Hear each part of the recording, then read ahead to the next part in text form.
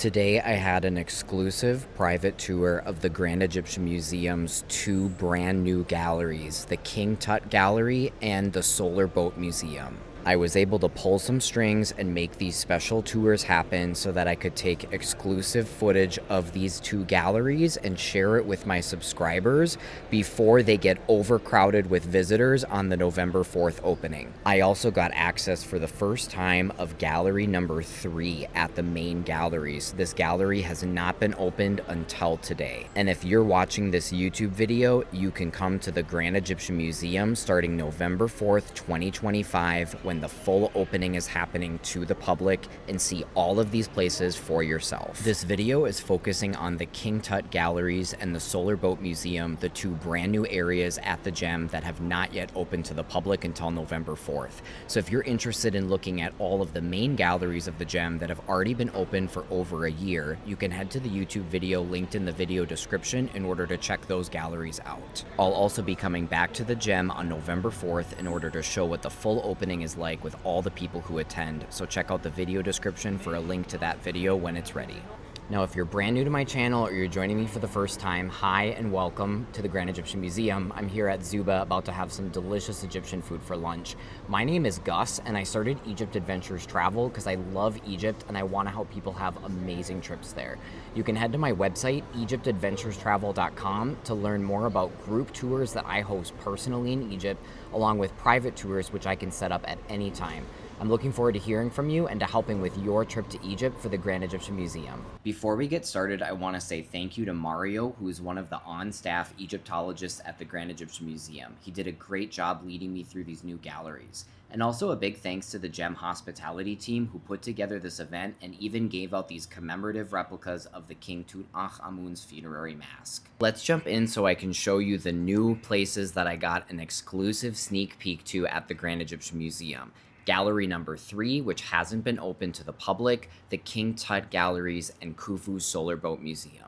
Right now, I'm ascending the Grand Staircase, which has already been open for a couple of years, but this is the starting point to go to the brand new Gallery number 3 and the Tutankhamun Galleries, the entrance to both of which is at the top of the Grand Staircase. For more information about the Grand Egyptian Museum, including the Grand Staircase and all of the main galleries, you'll want to check out the YouTube video linked in the video description, and also go to the blog post that's in the video description. Both of those resources are going to have a lot of information, more information than I can cover in this video. When you reach the top of the Grand Staircase, you'll notice the Giza Plateau with the two largest pyramids out of the big windows, and then to your left, where I'm walking now, is the entrance to the 12 main galleries at the Grand Egyptian Museum. The layout and orientation of these galleries has not changed since the YouTube video that I did on them more than a year ago. Here's the same layout map showing that these galleries are arranged both chronologically and also thematically. So they go by time period, but they also go by theme of the objects and the artifacts.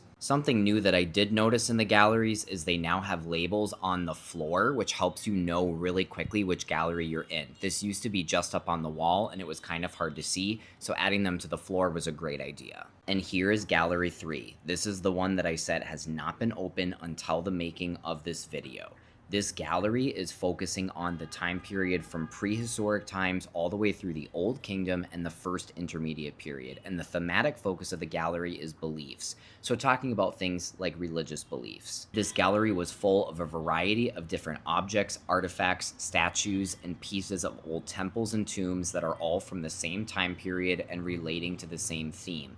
So feel free to stop the video and pause at any point if you want to get a closer look at an object or artifact. I went quickly through the gallery because I didn't have a lot of time to film during this day and I wanted to focus on the King Tut galleries.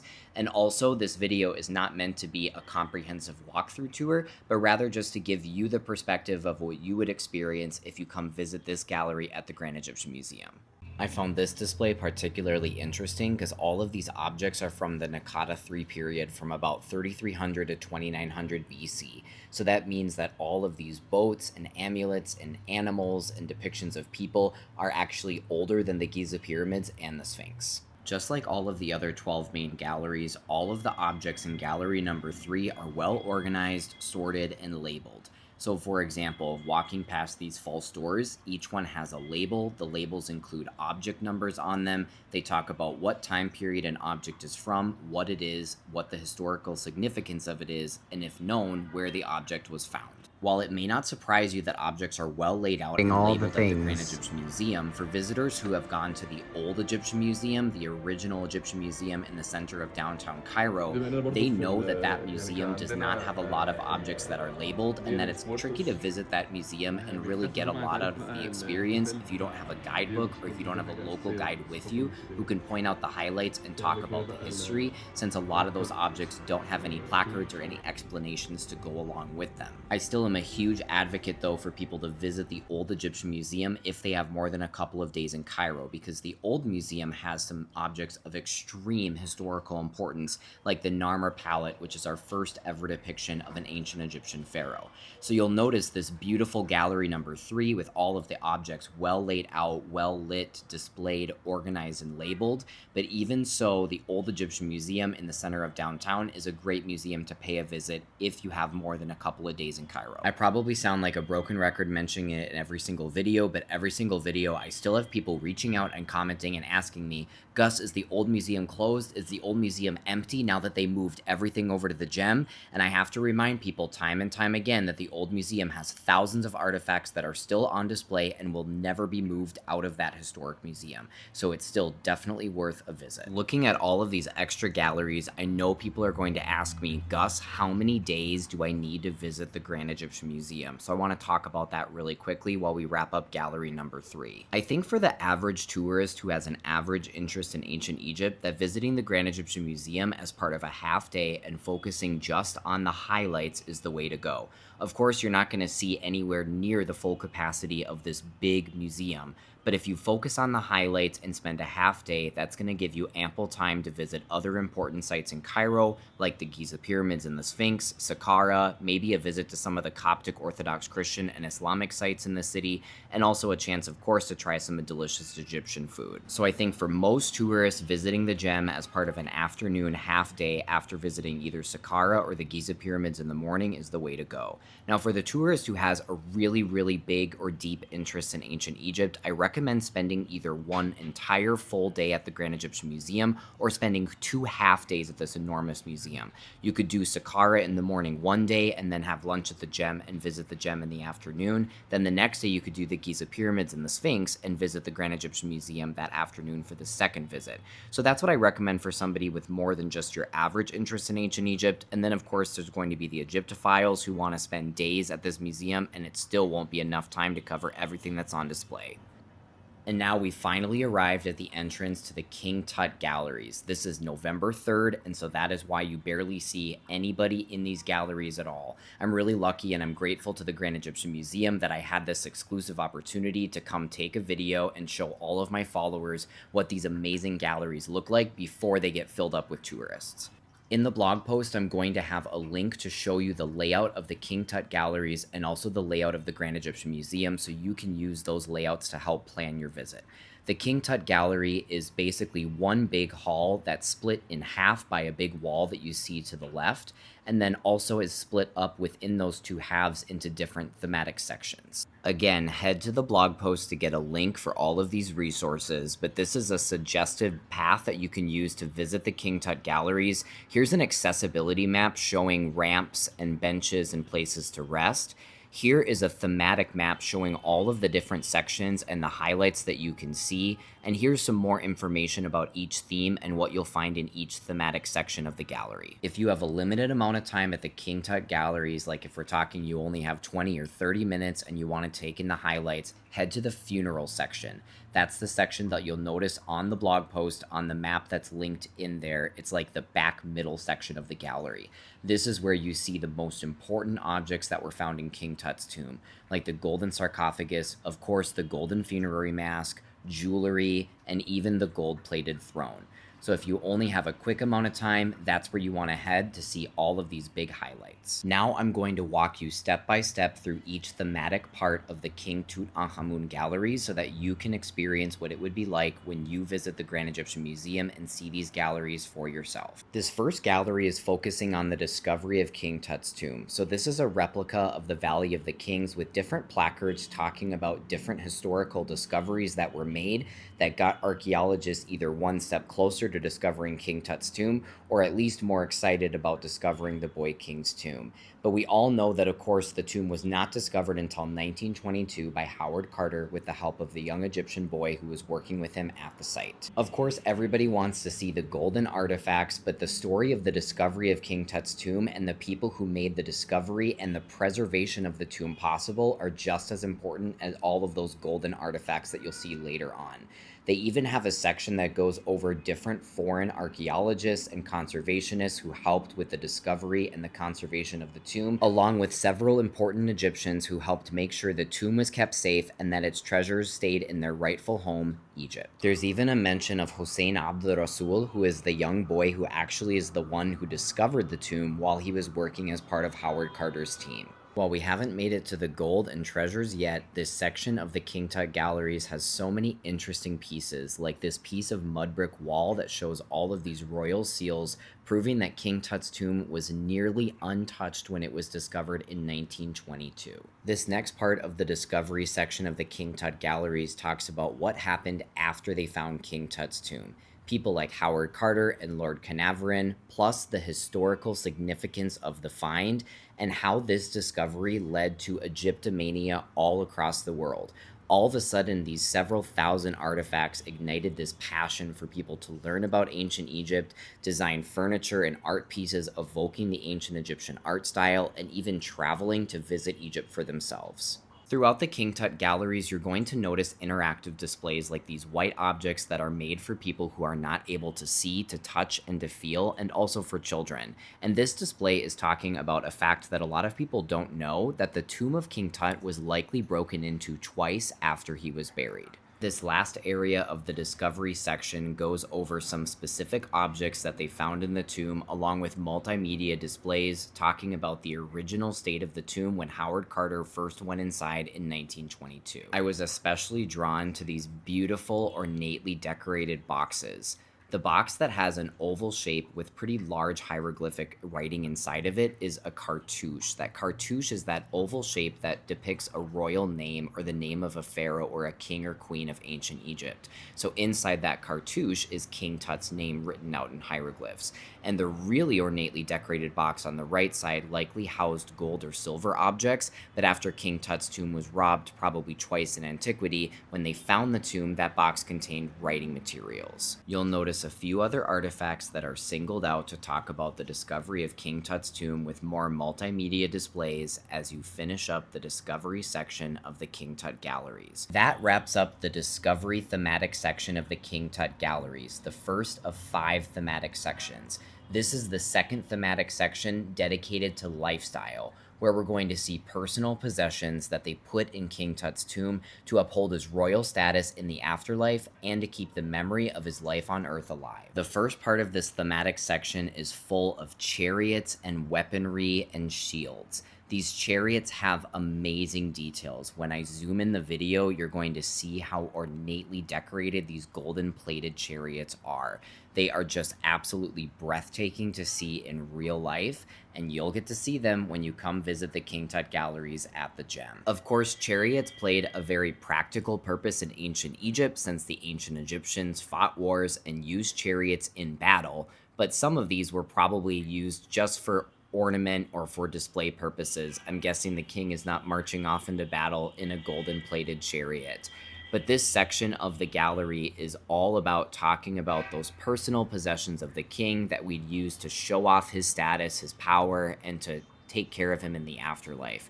Here's a display case that's full of boomerangs, something that before I visited Egypt, you probably would never have me guess that we'd find in an ancient pharaoh's tomb. Here are some shields that are probably again used more for ornamental purposes than for practical purposes. And by the way, if you hear a lot of honking in this video, it's because I'm making this video immediately after going to the gym, and I'm at my apartment in Cairo, and welcome to Cairo traffic. We have a collection as well of a bunch of ancient Egyptian bows, complete with quivers underneath them, and then of course a score of arrows that they have to the right of the bows. They really had all of these objects more than 3,000 years ago in ancient Egypt, and it's just amazing to see them all displayed so well at the Grand Egyptian Museum for the first time ever. Where you really notice a difference between having just a quick half day at the gem or having a full day or even more than one full day is you get to look at all of these details super closely, like the intricacy of the decoration that are on these ornamental bows. There are so many things that you could really spend a lot of time if you really pay attention and look closely at the King Tut Gallery objects. Here's another beautifully decorated box showing the pharaoh Tutankhamun riding one of his chariots, using one of the bows and arrows in a hunting scene. And since there are more than 5,000 artifacts that they found in the tomb, things like this are all over in these galleries. Also in the lifestyle thematic section of the galleries, we're going to look at what King Tut ate, drank, how he dressed, and we're going to look at symbols of his royal power and wealth. So for example, look at all of these ornate looking fan holders. These would have had real ostrich feathers on them to fan the king. There is one that will probably get moved over at some point from the Old Egyptian Museum, but the actual feathers are not here on display yet. And then there's this case that has all of these dozens of gorgeous alabaster objects. You probably see alabaster for sale everywhere you go in Egypt. When you look at this display case, you realize just how old this material has been used for to make art. All of these artifacts are dating more than 3,000 years ago, and the level of detail is incredible. There's even this alabaster piece that has a specific scene that shows only when the piece is lit from the inside, something I've never seen before. We are still in the lifestyle thematic section of the King Tut galleries, and what you see right now are several thrones or royal chairs made out of wood with some very ornately decorated. One of my favorite parts of these thrones or seats are those footrests that accompany them in front, where you can sometimes see the king's enemies depicted, so that when the king sits down, he is literally putting his foot on his enemies, symbolically squashing them under his supposedly enormous power. Now I have a quick plug to visit King Tut's actual tomb in the Valley of the Kings if you haven't had the chance to see it already. You can go into the actual tomb where all of these artifacts were discovered, and when you see how small that tomb was compared to the other tombs in the Valley of the Kings, you can really use your imagination to try to fit all of these 5,000 artifacts you're seeing in these galleries into the really small space that was King Tut's tomb. It's sad to say that King Tut's tomb is deteriorating pretty rapidly, so the Egyptian authorities may at some point shut down the tomb indefinitely to the public, just like they did with Nefertari's tomb a couple of years ago. When a tomb is deteriorating to the point where it might be irreparably damaged, sometimes the Egyptian government steps in and they say, hey, no one can visit this tomb. We need to preserve what's left for research purposes or to potentially conserve it and reopen it again in the future.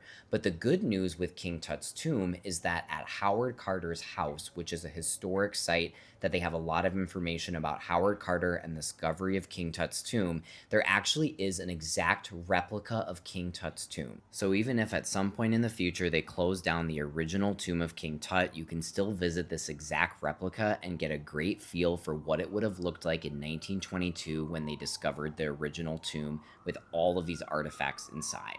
They're actually thinking about doing that with more than just King Tut's tomb at the Valley of the Kings. They're potentially going to take all the major tombs that are in the valley, create exact replicas of them, and then close down the originals in order to maintain the state of preservation so that they can be available for research and they can still look like they do now for years to come, but giving tourists a reason to still come and visit to see these exact replicas of what the ancient pharaohs' tombs look like at the Valley of the Kings. Here are some of His Royal Highness's shaving materials of all things he would use for shaving.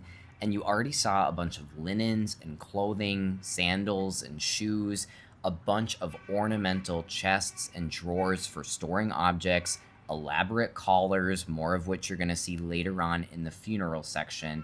And now we're going to look at some amazing examples of ancient Egyptian jewelry.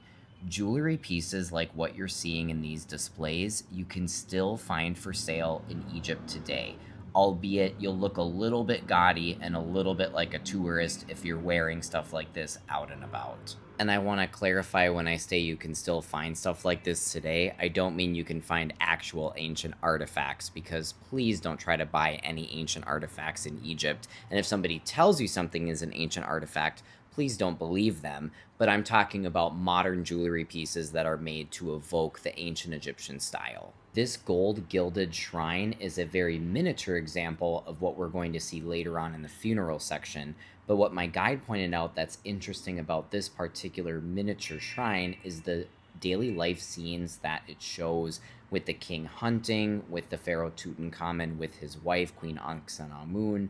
So even though we're going to see some very gigantic examples later on, they'll be much more symbolic in the actual artwork that's on them versus that one showing more daily life scenes. There still are dozens of objects that I'm going to show you in this lifestyle gallery. So we're starting to see a lot of gold. We're seeing a bunch of ornate pieces of jewelry, tons of furniture and objects from daily life. And the display cases just seem to go on and on and on. So that's why in the blog post, when you look at the suggested routing that you can take throughout the King Tut galleries, you're going to notice that there's a route that says it's going to take you about 2 hours. And I think that that is accurate if somebody just wants to do a pretty cursory walk through the galleries and not stop and look at every single little thing, but walk through and see all the main areas and all the main displays. It'll probably take you about 2 hours just for the King Tut galleries, because there's just so many things here. I mean, look at this display case with all of these musical instruments, these horns, these rattles that would be used. You shake them and make noise and please the goddess Hathor. There's just so much to see here, and we're only on thematic section 2 out of 5. So that shows you how much time you're probably going to want to visit these galleries. For the average person, they might only want to spend 20 or 30 minutes to see the main highlights and see the golden funerary mask. But for someone who's really serious about ancient Egypt, they're going to want to plan at least a full day here, if not 2 half days or 2 full days or more. And I promised you at the beginning of this thematic section that you would see examples of things the king ate and drank. So here you are looking at food that is more than 3,500 years old, and we're talking about the actual food itself, plus things that were used in food storage, so different vessels that were used to store food, and also wine. So if you ever want to know what some ancient Egyptian wine or some ancient Egyptian bread tastes like, please don't actually do this, but break open this display case and take a bite and write a comment on this video and let me know what you think. This section is part of the last section of the lifestyle thematic gallery. You'll probably notice that the galleries are not all the same size. So this lifestyle thematic gallery is one of the largest. It has one of the largest concentrations of objects as well. Going back to the old Egyptian museum, that's where all of these artifacts used to be on display, and it's just amazing to see them in their new home, where everything is really spread out, so you're not having everybody cramped and crowded around one small area. And to see everything so well laid out and labeled and spread out, it's going to just give an amazing visitor experience. And it's just going to be such a great thing for the Grand Egyptian Museum to have this open and available for the public. This next display case is dedicated to my bestie, the Egyptologist Nicholas Brown, and Dr. Brown, when he was a master's student at the American University in Cairo, wrote his master's thesis on sticks and staves. So we have a ton of sticks and staves in this display. You'll notice that the top of those particular sticks are actual people that are like curled around. It looks absolutely bizarre. I'm not a PhD Egyptologist, so there's so many things every time I go to these museums, even though I've been to some of these places countless times, I'm always noticing brand new things that I've never picked up before in these objects. So this display case, thanks Nick, to you, I now know about the importance of sticks and staves in ancient Egypt, and from King Tut's tomb, there obviously were a ton of them. This bed that you see is actually a folding camp bed. You can even see the hinged joints on it so that they could fold it up and move it from place to place. And these are folding stools, and there's even a fire lighter. So this shows that King Tut was actually really into camping. There's also this traveling canopy so that the pharaoh never needed to worry about being in the sun all day when traveling from place to place. Just all of these objects being in one tomb still astonishes me. We've completed the lifestyle thematic section, section 2 of 5, and now we're in the rebirth section, section 3 of 5, the smallest of all of the different thematic sections. The rebirth section is focusing on the ancient Egyptian ideas of rebirth and the royal concept of the afterlife. We're going to look at all of these different ritual objects that were buried in King Tut's tomb so that we can try to understand Tutankhamun's hopes and beliefs for his eternal existence as a god after he dies. Since so many of these objects and artifacts are deeply symbolic, this is where having a guide is a big help. Otherwise, you'll really need to read up on all of the display placards to know what you're looking at. Which, talking about guides, the Grand Egyptian Museum has in-house guided tours. So when you book a tour to the Grand Egyptian Museum, you can either book a tour where you're just booking the admission ticket and you can provide your own Egyptologist guide, or you can do a self-guided tour, or you can use one of the Grand Egyptian Museum's tours. If you're doing a Grand Egyptian Museum tour with one of their in-house guides, I have to let you know that the groups can be quite large. Once I was in a group with a Grand Egyptian Museum guide, and there were about 30 people in the group, so it was hard to hear at times and focus on what the guide was saying. So you could look into asking your travel company that you're working with about a private tour of the Grand Egyptian Museum, or you can always bring your own Egyptologist guide from outside of the gem to give you an overview of all of the history that you're going to see at Egypt's largest museum. Among all of these breathtakingly beautiful figurines are a lot of depictions of the pharaoh and depictions of different ancient Egyptian gods and goddesses. And then there are also a bunch of Ushabti figures. Now, these are for the people who don't like doing the dishes or who don't want to do their housework, don't want to do their chores. These are funerary figurines that are supposed to perform manual labor for the pharaoh for helping him get through all of the tasks he needs to do in the afterlife. So think of this as like your little magic genie that pops out and does all of this work for you so that you don't have to get the work done yourself. All of these figurines are definitely my personal highlight from the rebirth section. I could spend so much time looking at every single one and looking at all of the intricate details, all of the different materials that were used, and especially the ones that show different depictions of King Tut, because he's just such an important figure in ancient Egyptian history. Another quick plug to visit King Tut's tomb is that that's the only place where you'll be able to find the actual mummy inside of the tomb in the Valley of the Kings. So if you go to King Tut's tomb, you'll find his mummified remains still inside of his tomb. Now we're in the funeral gallery section. This is the thematic section number 4 out of 5. And it's the one that I was saying at the beginning of the King Tut galleries that you want to make a beeline to if you only have about 20 or 30 minutes to take in this entire part of the Grand Egyptian Museum. The funeral section, even though this thematic section doesn't have as many objects as the lifestyle section, it is a bigger section in actual area. And when you explore this area, you'll know why. It's so that everybody has adequate space around all of the objects and everything is not crowded into one small space like it was at the Tut galleries at the Old Egyptian Museum. Back in the day at the old museum, when these large shrines were out in the hallway, there were always so many crowds of people, just blobs and blobs of tourists all smooshed together, trying to get a look or trying to get a good photo or video of the objects, with, of course, 5 or 6 Egyptologist guides all trying to be heard above the din of all the people oohing and awing and all the different explanations going on. But now with this really large area that's at this section of the gallery, it allows for these objects to spread out and give people more room to explore and appreciate each piece. We're looking at these shrines which have these really interesting graffiti markings that you'll notice written in black. These were the markings that were used by the workers who were assembling these pieces. Think about when you're looking at an IKEA piece and it has a label on it like front left or top right. So that's what this graffiti is from all of these workers. The insides of these shrines are also immaculately decorated in gold plating, showing all sorts of different scenes. But unlike the shrine that we saw earlier, the really miniature one that showed the king in daily life scenes hunting and with his wife Ankhesenamun, the inside of these shrines has a lot more symbolic meaning, showing a lot of Egyptian gods and ancient Egyptian religious beliefs. What I find amazing about these shrines is that when they were found in King Tut's tomb, they were all inside of one another, kind of like a Russian nesting doll. So the smallest shrine went inside of the slightly larger one, and then that went inside of the big shrine, and that went inside of that gigantic shrine, the very first one that I showed you. And you see from the inside and the outside of these shrines that they are amazing. This is another area where, yeah, if you only have 20 or 30 minutes, you're going to want to breeze past some of this, take a couple of pictures and videos, but that's about it.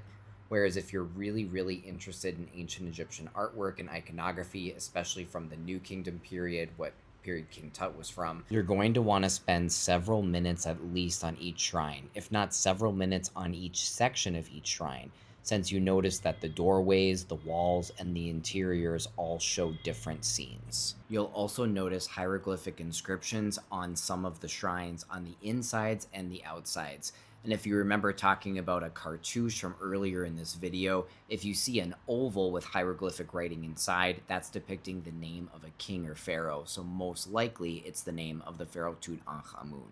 The largest of all of these shrines was so big that it actually almost filled the entire burial chamber, and it was really hard to even maneuver around it.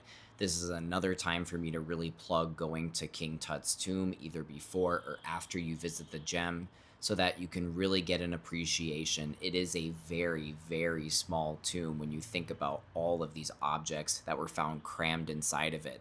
So having several shrines that could nest one inside of the other is a really great way to save space when you have a very small little tomb and you want to stuff as much stuff as you can inside of that space. Of course, when we get to the end of the shrines, that's not just the end of it. Like that nesting doll, there's something at the very center, and that is another nesting set of the king's sarcophagus and then 3 inner golden coffins. So get ready for those later on. I want to take some time to let you enjoy the last of the footage that I took of the shrines, and I'm going to talk about how you can buy tickets to the Grand Egyptian Museum to give you some practical advice on planning your visit. You can either buy tickets online or in person. If you buy tickets online, the official ticketing website is visit-gem.com, and in the blog post that's linked in the video description, I'll go in more detail about buying tickets online and how to do that. The main benefit to buying tickets online is you don't have to wait in line at the site, and it's totally done and taken care of, but the drawback is that you have to book the ticket for a specific date. So if you change your plans, you won't be able to get a refund and you'll have to get a new ticket. Of course, buying a ticket online means you don't have to wait in line in person, but it is nice in person that you don't have to book the ticket for a specific date ahead of time. You can just show up and get the ticket that day. And also the website can sometimes have glitches and errors and just not work properly, whereas buying tickets in person is a really easy way to take care of getting the ticket. It usually only takes 10 to 15 minutes, even if lines are long at Egyptian sites, so it's not going to save you a ton of time to buy the tickets online unless you're in a really big time crunch that day and have a lot of different places that you're trying to visit. We're getting close now to viewing all of the different sarcophagi and coffins that were found nested inside one of the other, and then all of them were found on this bed that was placed inside of the smallest shrine. So all of these coffins are either solid gold or they are gilded, and so the weight of the gold on all of these pieces is unbelievable. It's also unbelievable just the level of detail on each piece with the king's facial features, the crook and flail, the headdress, and all of the beautiful artwork that covers the entire sarcophagus and coffin.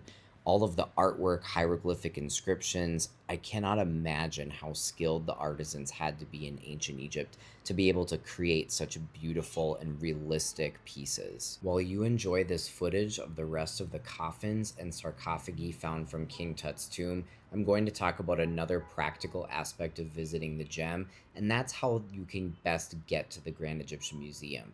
There isn't at the moment a good way to walk to the Grand Egyptian Museum. So if you're staying at the Steigenberger Pyramids Hotel or the Marriott Mina House, which are both right by the gem, I still recommend arranging some sort of transportation because the highway that the gem is on is crazy. There are tons of walls and barricades that would be really difficult to get around. And even if you have to get around it, it's like level expert crossing the street in Egypt. And most of the tourists who come here with me are even afraid to stop at like crossings with crossing guards and stoplights because the traffic is just so different from what they're used to. So I really recommend taking either Uber or arranging a private transfer to get to the Grand Egyptian Museum.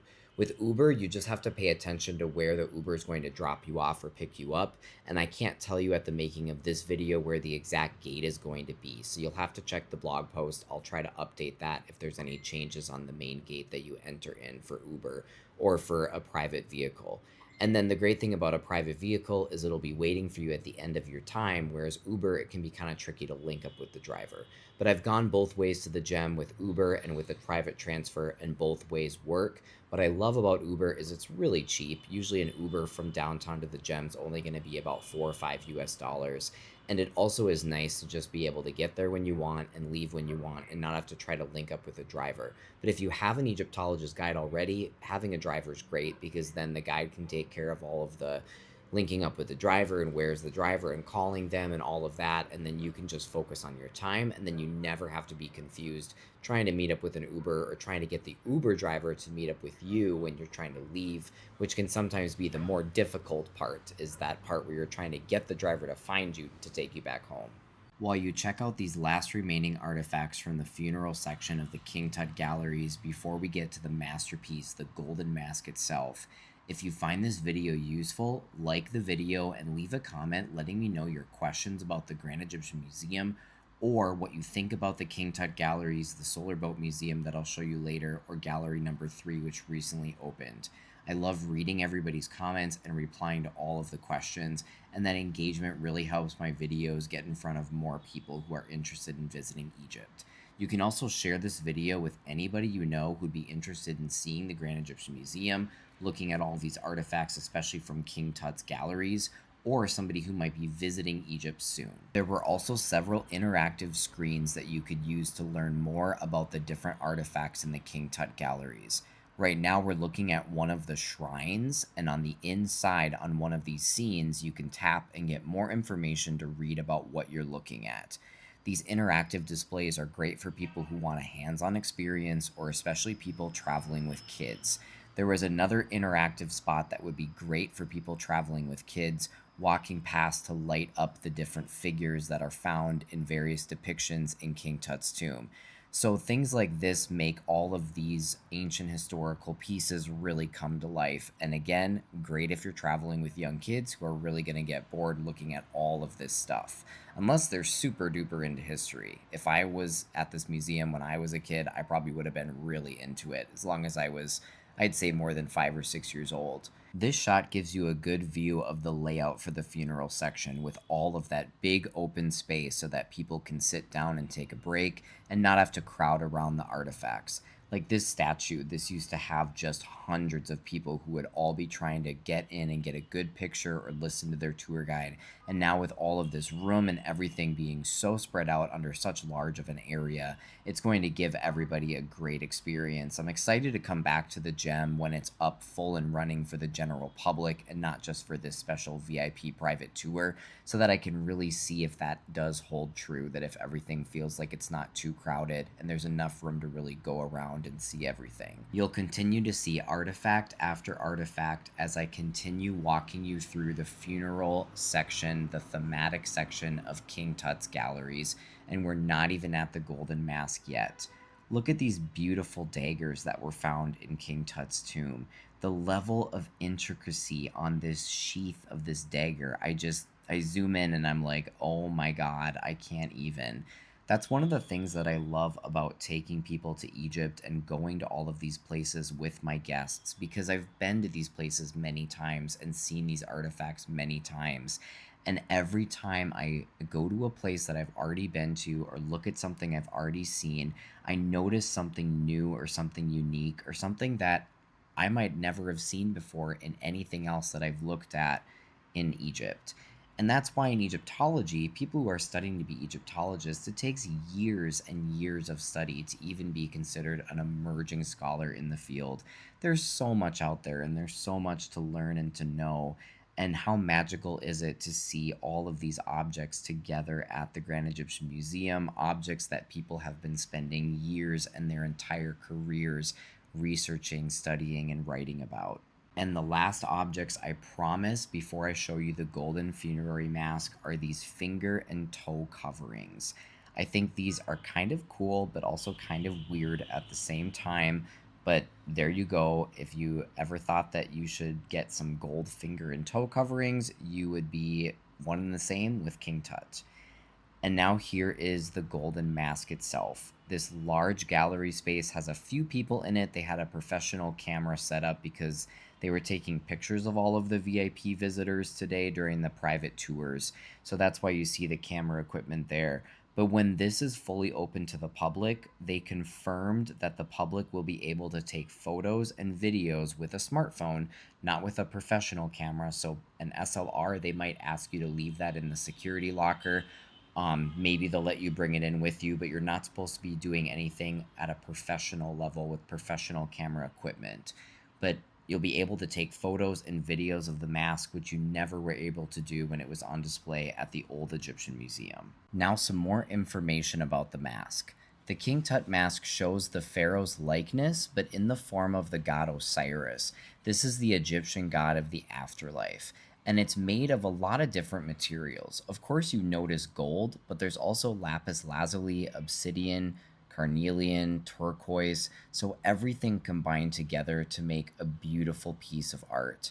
It weighs more than 22 pounds and it is over 21 inches tall. And you probably noticed on the back there's even some hieroglyphic inscription, so not just a piece of art, but also something that has ancient Egyptian writing as well.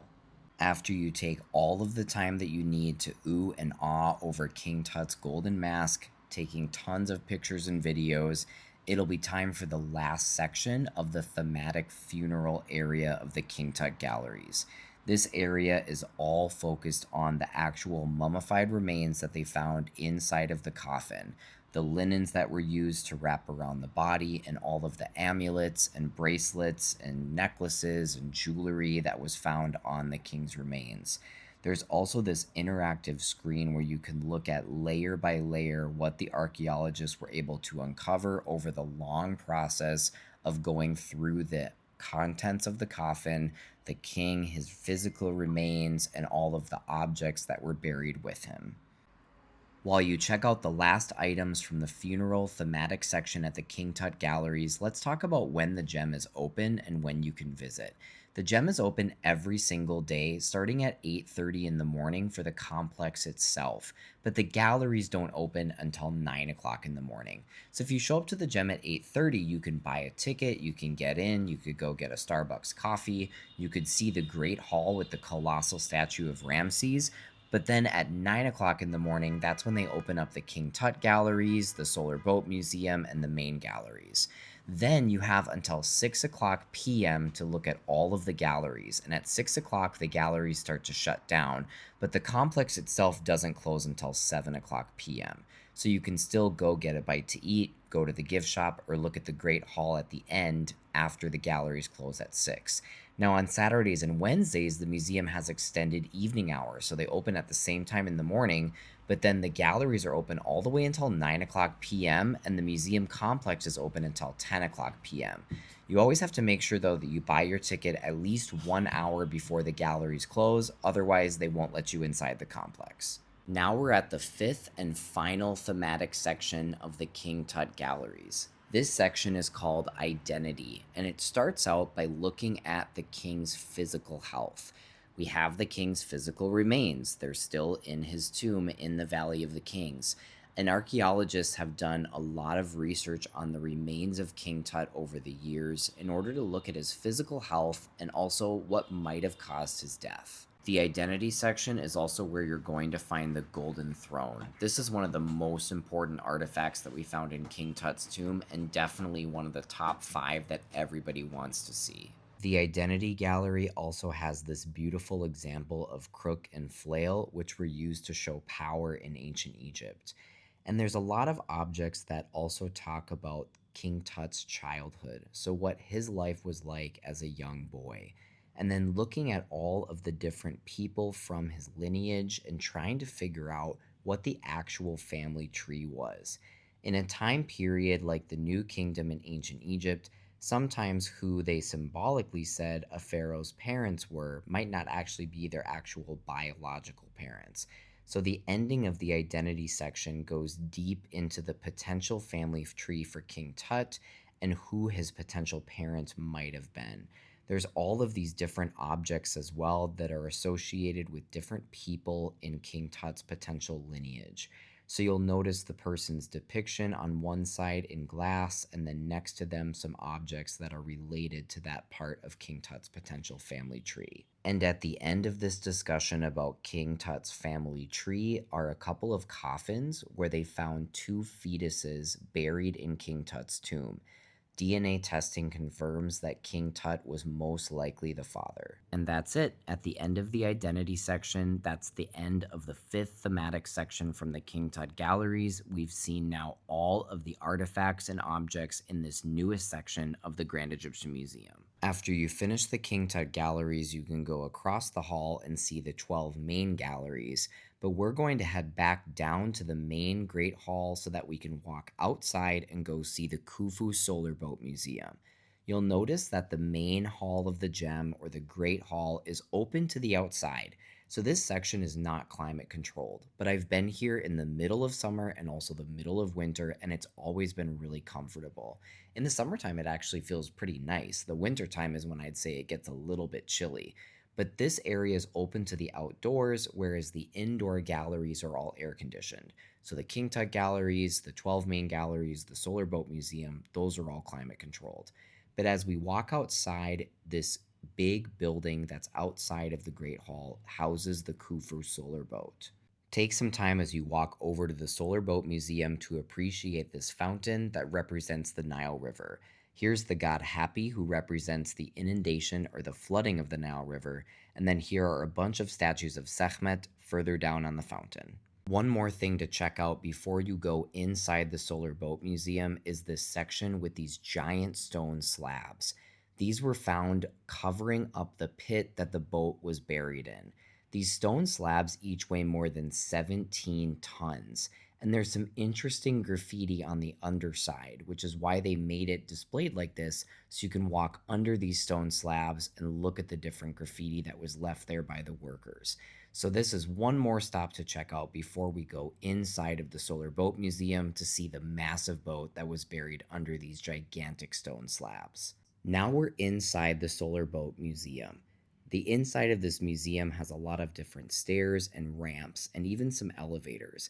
This is to help with general accessibility and also to give people all different angles of the solar boat.